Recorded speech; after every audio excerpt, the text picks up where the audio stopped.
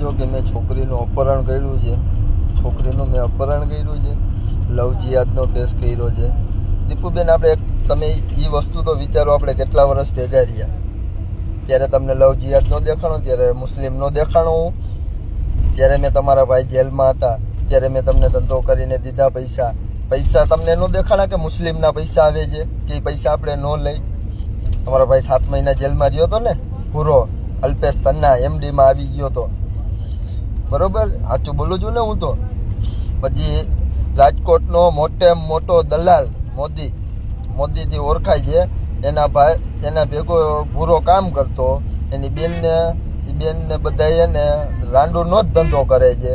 હજી તમને પ્રૂફ જોતો હોય તો મોદીનો નંબર તમને હમણાં સ્ક્રીન ઉપર નાખી દઈશ, તમે તમારે જોઈ લેજો.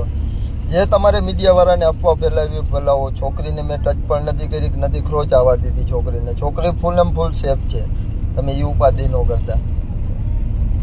સાંજ સમાચાર ફેસબુક પેજને લાઇક કરો, વિડીયો શેર કરો અને વધુ વિગતવાર સમાચાર માટે sanssamachar.net વિઝિટ કરો.